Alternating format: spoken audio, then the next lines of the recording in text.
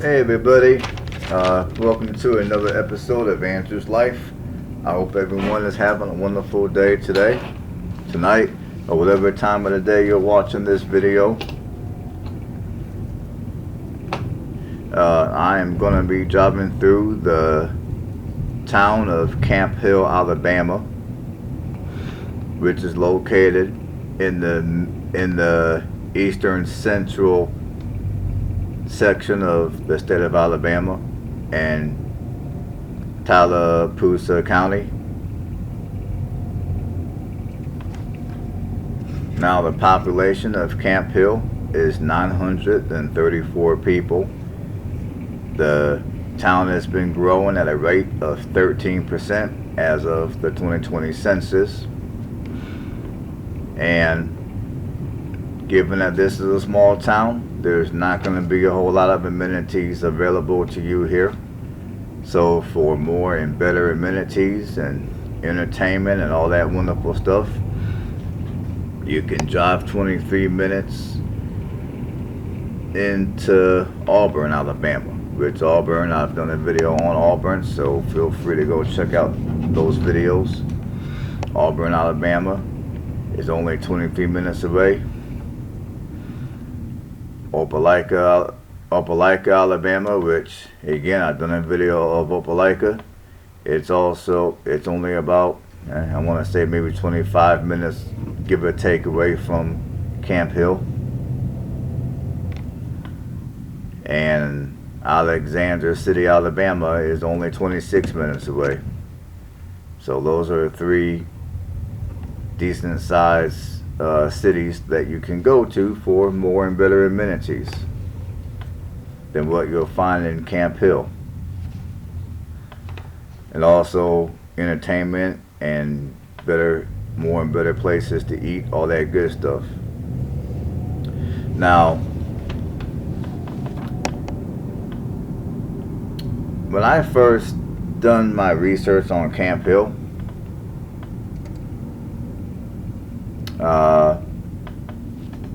I honestly thought that now granted,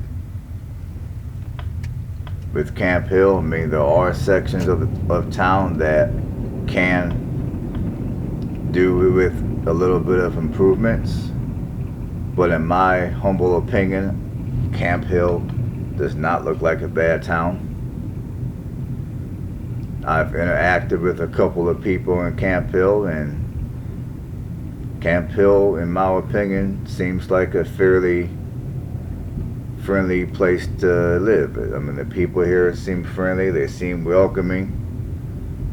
I don't know if that's how it really is, but the day that I went and recorded this video, that's how people here were towards me.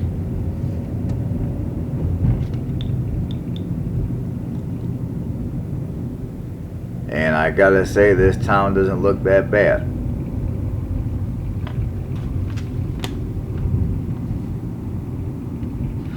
Now, for those of you that are looking to purchase a home in this town, the median home price is $67,000. Right now, there's only 2 homes available for sale, according to Realtor.com.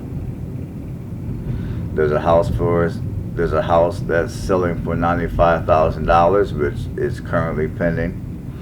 And then there's another house that's selling for $589,000. Actually, for that price, you'll get 2 homes sitting on the same lot, which is available currently. Now, this town does have a relatively high crime rates, but it's higher than average. Now, I will say, when it comes to the property crime is not too bad. The property crime is only 37.3 out of a score of 100. And again, I got my crime data from betterplaces.com. And when it comes to reading the crime data off of that website, the higher the number, the worse the crime. So number 1 would be the best, 100 would be the worst. So property crime is 37.3.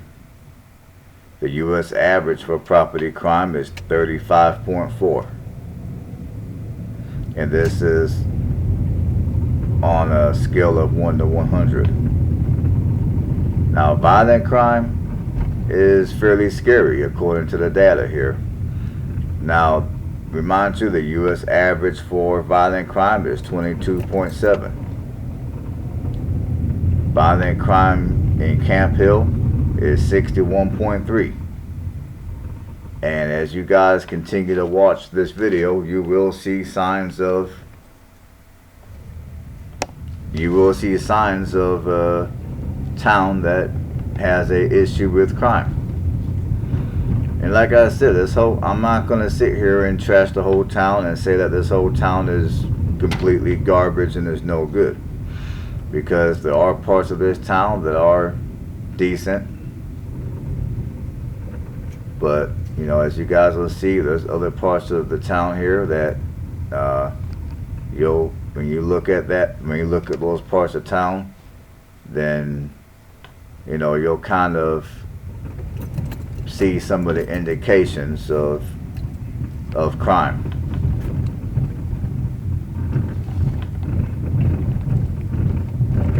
Now, as far as the racial makeup of this town goes, basically you got 7.5% W, 92.1% B. Now, in the last video that I made of Union Springs, Alabama, I kind of poured out a little bit of how I feel about towns like this that have these high crime numbers. I'm not gonna, on this video, I'm not gonna pour my emotions out like that. I did it on the last video. I don't want to be too redundant. But again, there's a lot of open land around this area. There's a lot of vacant land. There's a lot of open land outside town. Even in town, there appears to be quite a bit of vacant land. Again, this would be a wonderful farming community. It could be a place where, you know, certain people can move and make money and not have to worry about the racial indifferences that you might have to deal with in other small towns in the United States. Just an idea. Now, as far as some history on this town, which the history on this town is not good. Now, for starters, this town was incorporated in 1895. Now, as far as it goes for the history, on July 15th of 1931, there was a white mob led by the county sheriff, Kyle Young. So the Tallapoosa County Sheriff, the officer name was Kyle Young. And then there was also a Camp Hill police officer by the name of Jim Wilson. Now, both of them worked together to form this white mob. And basically, they voiced how they feel about the blacks in the town. And you know, and basically they said, this is what they said: kill every member of the red and throw them into the creek. Now, when they say red, they're talking about blacks.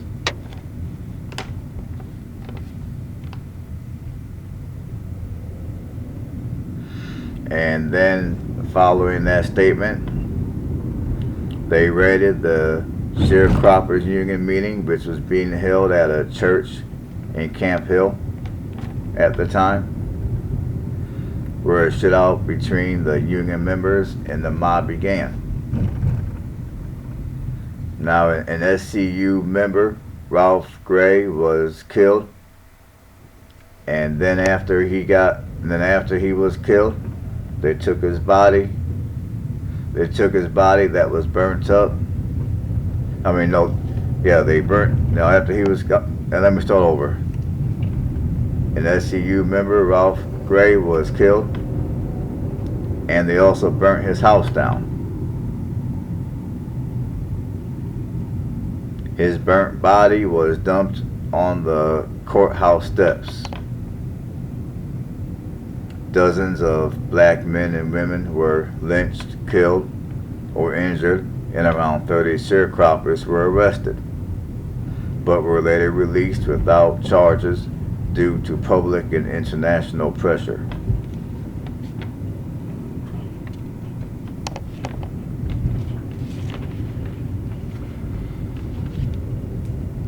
So clearly this town has got a relatively dark history, as many smaller towns in the South and also in the Midwest are going to have, but probably a little worse down here in the Deep South.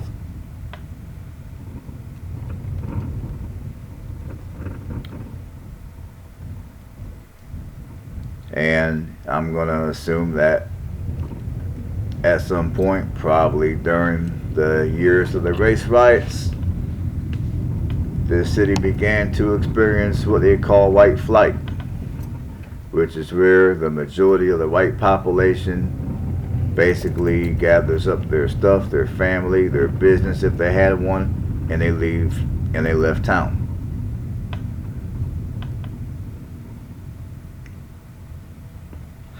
Now, during the time where that shootout happened, I was unable to find the racial makeup of that city for the 1930s census. So I don't know what the racial makeup of the city was at the time. I'm going to assume that the racial makeup was a lot different back then than it was today. I'm going to assume that back in the 1930s, the city was predominantly white.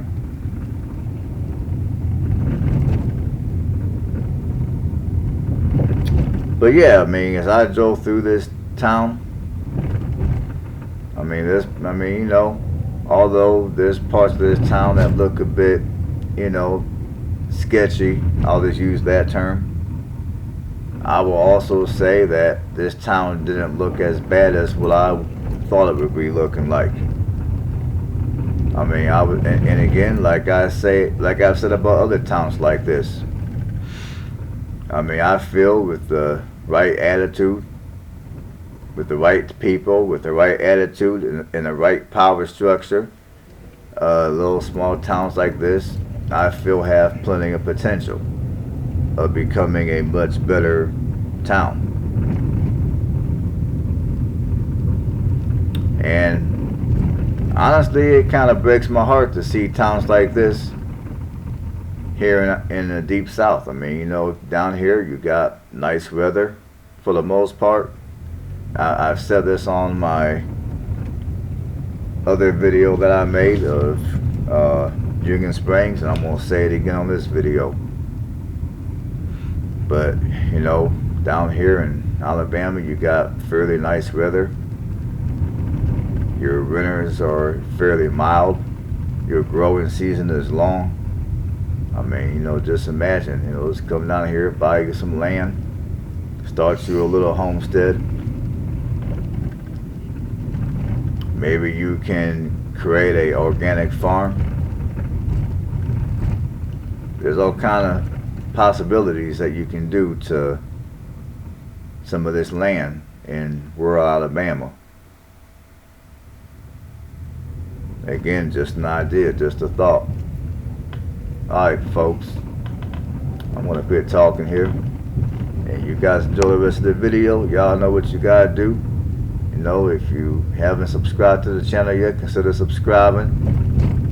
And if you like what you see, leave thumbs up, put comments below. I appreciate every one of y'all, and y'all have a good one. I'll see you guys on the next one.